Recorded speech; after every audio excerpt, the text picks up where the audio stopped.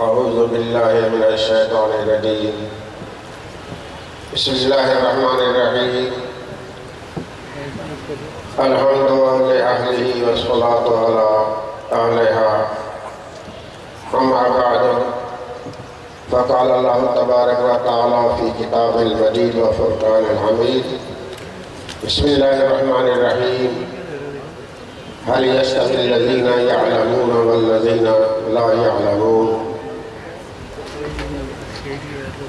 ملت جعفریہ کے علماء کرام ذاکرین السلام علیکم۔ میرے عزیز، آپ تمام حضرات کو زحمت دی گئی ہے استحکام پاکستان کے سلسلے میں۔ ظاہر ہے آپ جتنے افراد یہاں پر موجود ہیں، ہر ایک کا ایک دائرہ ہے۔ کسی کا دائرہ مسجد کے محراب سے شروع ہوتا ہے، کسی کا دائرہ منبر سے شروع ہوتا ہے۔ اسی طرح سے اگر آپ جائزہ لیں تو آپ سب کے حضرات جو ہیں وہ ملت جعفریہ کے مختلف افراد کے سنبھالنے والے، صحیح راہ پر چلانے والے۔ اگر آپ حضرات بہتر انداز میں اپنی ملت کی تربیت کرتے رہیں گے تو انشاءاللہ پاکستان بہتر سے بہتر طور پر مستحکم رہے گا۔ ظاہر ہے زیادہ طول و تفصیل نہیں، مختصر یہ عرض کرنا چاہتا ہوں کہ صوبہ سندھ تنظیمی لحاظ سے جتنے مرکز میں اجلاس ہوئے،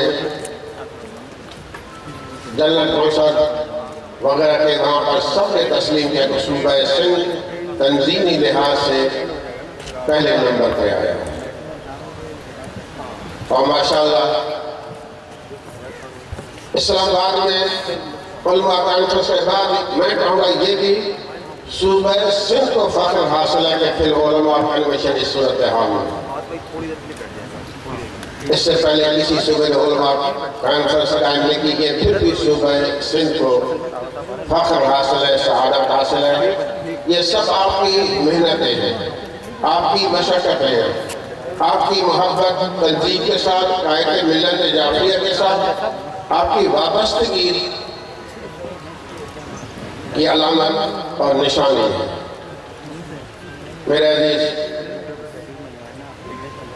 میں زیادہ دور نہ دوں، صرف اتنا متوجہ کرتے جاؤں کہ آپ تمام حضرات علمی لحاظ سے ایک بلند مقام پر ہیں، لہذا آپ کی مسئولیت کے دوسروں کے مقابلے میں زیادہ ہے۔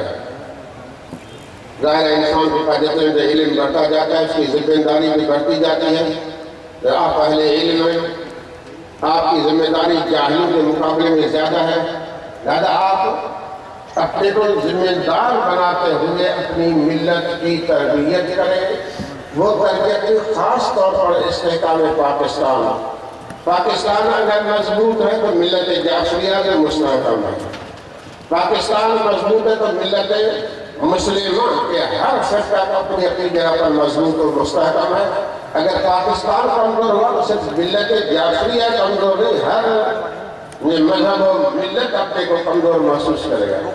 لہذا جیسے قائد محترم کا پروگرام ہے کہ وحدت و اتفاق اور استحکام پاکستان کے سلسلے میں قائد محترم کی خدمت آپ سب کے سامنے ہیں، اور آپ کی عقیدت محبت قائد محترم کے ساتھ وہ بھی واضح ہے کہ آپ نے ایک صوبے کے دعوت پر لبیک کہہ کر اتنی تعداد میں حاضر ہوئے ہیں، تو انشاءاللہ اس سے زیادہ جب قائد آپ کو پکاریں گے، دعوت دیں گے تو انشاءاللہ اس سے اور زیادہ آپ شریک ہوں گے۔